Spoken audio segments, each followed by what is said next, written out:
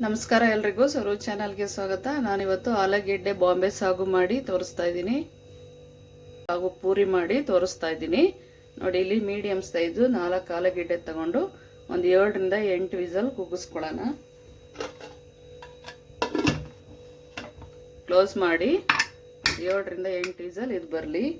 ಹಾಗೆ ನೋಡಿ, ಒಂದು 50 ಗ್ರಾಮ್ ಬಟಾಣಿ ತಗೊಂಡಿದ್ದೀನಿ. ಅದಕ್ಕೂ ಸ್ವಲ್ಪ ಉಪ್ಪು ಹಾಕ್ಬಿಟ್ಟು ಅದನ್ನು ಒಂದು 10 ನಿಮಿಷ ಪಕ್ಕದಲ್ಲಿ ಇಟ್ಕೊಂಡು ಬೇಯಿಸ್ಕೊಳ್ಳೋಣ.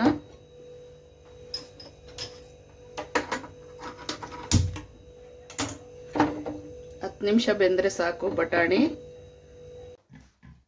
ಇವಾಗ ಪೂರಿ ಹಿಟ್ಟನ್ನ ಕಲಿಸ್ಕೊಳ್ಳೋಣ.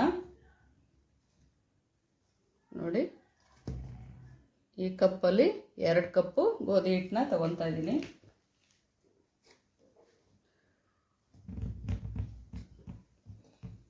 ಹಾಗೆ ಒಂದು ಅರ್ಧ ಕಪ್ಪು ಮೈದಾ,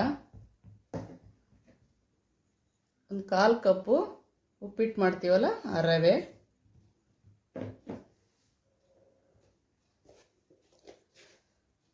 ರುಚಿಗೆ ತಕ್ಕಷ್ಟು ಉಪ್ಪು,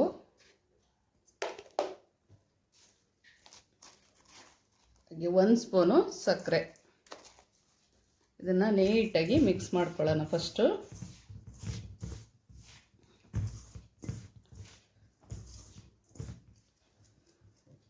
ಹಾಗೆ ಒಂದು 2 ಸ್ಪೂನು ಎಣ್ಣೆ.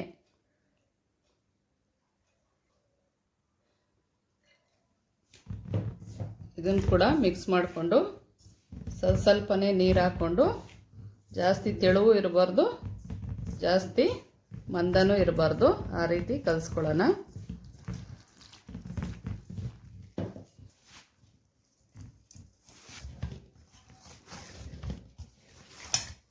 ನೋಡಿ, ಈ ಹದಕ್ಕಿದ್ರೆ ಸಾಕು. ಕ್ಲೋಸ್ ಮಾಡಿ ಒಂದು ಅರ್ಧ ಗಂಟೆ ನೆನೆಯೋಕ್ಕೆ ಇಟ್ಕೊಳ್ಳೋಣ. ರವೆ ಹಾಕಿರೋದ್ರಿಂದ ರವೆ ನೀಟಾಗಿ ನೆನೆಯಲಿ.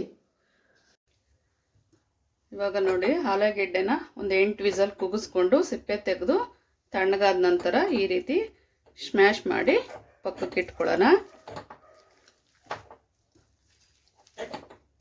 ಆದಷ್ಟು ನೈಸ್ಗೆ ಇದನ್ನು ಸ್ಮ್ಯಾಶ್ ಮಾಡಬೇಕು, ಯಾಕಂದರೆ ಬಾಂಬೆ ಸಾಗು ಆಗಿರೋದ್ರಿಂದ.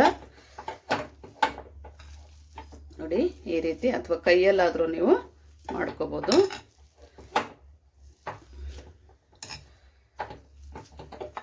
ಹಾಗೆ ನೋಡಿ, ಬಟಾಣಿ ಕೂಡ 10 ನಿಮಿಷ ಬೇಯಿಸ್ಕೊಂಡು ನೀರು ತೆಗೆದು ಇಟ್ಕೊಂಡಿದ್ದೀನಿ. ಇವಾಗ ಒಗ್ಗರಣೆ ಮಾಡ್ಕೊಳ್ಳೋಣ.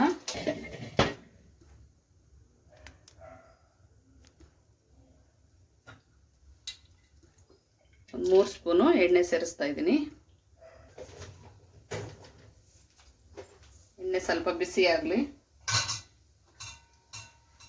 ಬಿಸಿಯಾಗಿದೆ ಎಣ್ಣೆ. ಸ್ವಲ್ಪ ಸಾಸಿವೆ, 4 ಹಸಿರು ಮೆಣಸಿನ್ಕಾಯಿ,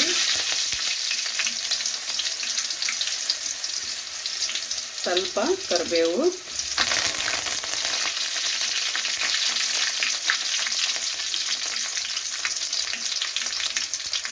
ಸ್ವಲ್ಪ ತುರಿದಿರೋ ಶುಂಠಿ. ನೋಡಿ, ಒಂದು 4 ಪೀಸ್ ಬೆಳ್ಳುಳ್ಳಿನ ಜಜ್ಜಿಬಿಟ್ಟು ಸೇರಿಸ್ತಾ ಇದ್ದೀನಿ. ಸ್ವಲ್ಪ ಇಂಗು,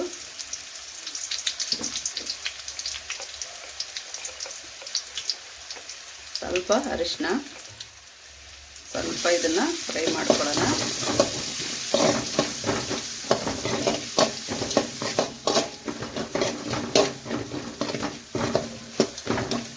ಸ್ವಲ್ಪ ಫ್ರೈ ಆಗಿದೆ. ಒಂದು ದೊಡ್ಡ ಸೈಜು ಈರುಳ್ಳಿನ ಈ ರೀತಿ ಚಿಕ್ಕದಾಗಿ ಕಟ್ ಮಾಡಿ ಸೇರಿಸ್ತಾ ಇದ್ದೀನಿ.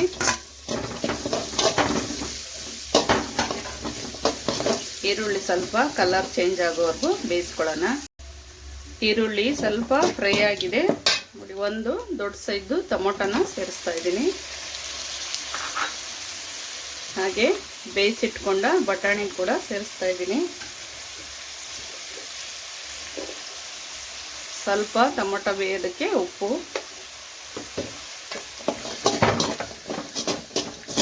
ಇದನ್ನು ಅಷ್ಟೇ ಮಿಕ್ಸ್ ಮಾಡಿ ಕ್ಲೋಸ್ ಮಾಡಿ ಟೊಮೊಟೊ ಸಾಫ್ಟ್ ಆಗೋವರೆಗೂ ಬೇಯಿಸ್ಕೊಳ್ಳೋಣ.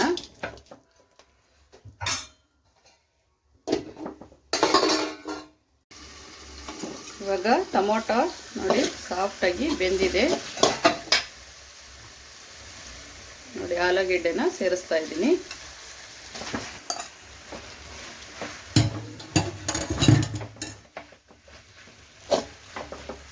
ನೀಟಾಗಿ ಮಿಕ್ಸ್ ಮಾಡ್ಕೊಳ್ಳೋಣ. 1 ಸ್ಪೂನು ಚಿಲ್ಲಿ ಪೌಡ್ರು, ಹಾಗೆ 1 ಸ್ಪೂನು ಧನಿಯಾ ಪುಡಿನ ಸೇರಿಸ್ತಾ ಇದ್ದೀನಿ. ಸ್ವಲ್ಪ ನೀರು,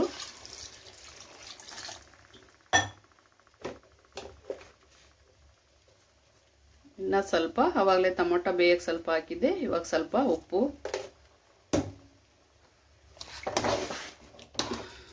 ನೀಟಾಗಿ ಮಿಕ್ಸ್ ಮಾಡಿಕೊಂಡು 1 ನಿಮಿಷ ಇದನ್ನು ಕುದಿಸ್ಕೊಳ್ಳೋಣ.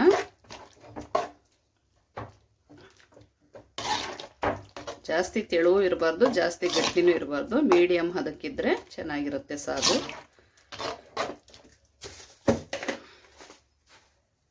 ಹಾಗೆ ಅರ್ಧ ಸ್ಪೂನು ಸಕ್ಕರೆ,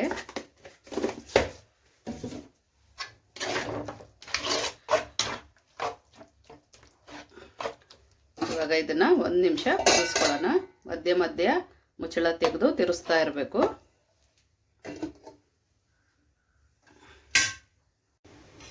ನೋಡಿ 1 ನಿಮಿಷ ಆಗಿದೆ, ಚೆನ್ನಾಗಿ ಕುದೀತಾ ಇದೆ. 1 ಸ್ಪೂನು ಕಡಲೆ ಹಿಟ್ಟನ್ನ ತಗೊಂಡಿದ್ದೀನಿ, ಅದಕ್ಕೆ ಸ್ವಲ್ಪ ನೀರು ಹಾಕಿ ಮಿಕ್ಸ್ ಮಾಡಿಕೊಂಡು ಇದಕ್ಕೆ ಸೇರಿಸ್ಕೊಳ್ಳೋಣ. ಕಡಲೆ ಹಿಟ್ಟು ಹಾಗೆ ಹಾಕೋದ್ರಿಂದ ಗಂಟು ಬೀಳುತ್ತೆ. ಈ ರೀತಿ ನೀರು ಹಾಕಿ ಮಿಕ್ಸ್ ಮಾಡಿ ಸೇರಿಸ್ಬೇಕಾಗುತ್ತೆ. ನೋಡಿ ಸೇರಿಸ್ತಾ ಇದ್ದೀನಿ. ಹಾಗೆ ಸ್ವಲ್ಪ ಕೊತ್ತಂಬರಿ ಸೊಪ್ಪು,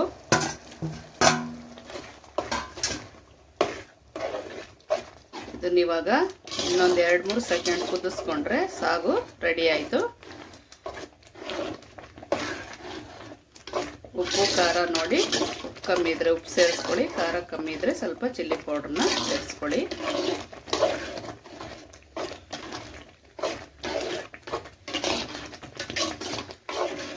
ಕಡಲೆ ಹಿಟ್ಟು ಹಾಕಿದ್ಮೇಲೆ ತಿರುಗಿಸ್ತಾನೆ ಇರಬೇಕು, ಇಲ್ಲಾಂದ್ರೆ ತಳ ಹಿಡ್ಕೊಳ್ಳುತ್ತೆ.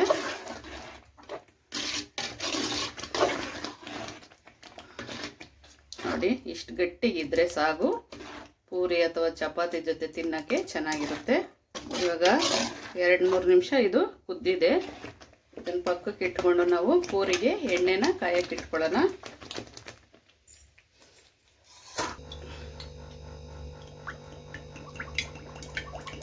ಸ್ವಲ್ಪ ಪೂರಿ ಮುಳುಗೋವರೆಗೂ ಎಣ್ಣೆನ ಹಾಕೋಬೇಕಾಗುತ್ತೆ. ನೋಡಿ ಚಪಾತಿಗಿಂತ ಸ್ವಲ್ಪ ಸಣ್ಣ ಇರಬೇಕು. ಇಷ್ಟಿಷ್ಟು ಉಂಡೆಗಳು ಮಾಡಿ ಎಲ್ಲ ಪೂರಿನೂ ಈ ರೀತಿ ಒಸ್ಕೊಳ್ಳೋಣ. ನೋಡಿ ಸ್ವಲ್ಪ ಗೋಧಿ ಹಿಟ್ಟನ್ನ ಹಾಕ್ಕೊಂಡು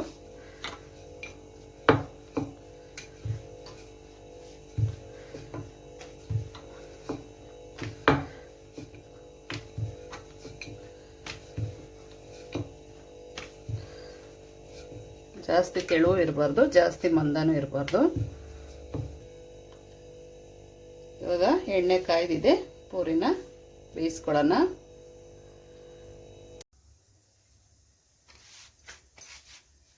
ನೋಡಿ ಎಣ್ಣೆ ಕಾಯ್ದಿದೆ, ಪೂರಿನ ಸೇರಿಸ್ತಾ ಇದ್ದೀನಿ.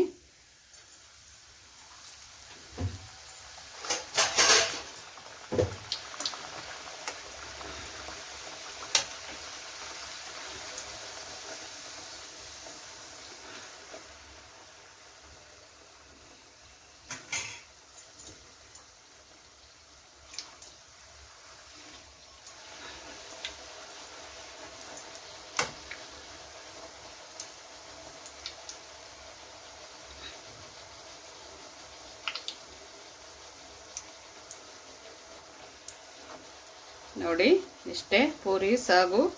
ನಾನು ಮಾಡಿರೋ ಈ ವಿಡಿಯೋ ಇಷ್ಟ ಆದರೆ ನಿಮಗೆ ದಯವಿಟ್ಟು ಲೈಕ್ ಮಾಡಿ, ಕಮೆಂಟ್ ಮಾಡಿ, ಹಾಗೂ ಸರೋಜ್ ಚಾನಲ್ನ ಫಾಲೋ ಮಾಡಿ. ಎಲ್ಲ ಪೂರಿನೂ ಇದೇ ರೀತಿ ಬೇಯಿಸ್ಕೊಳ್ಳೋಣ.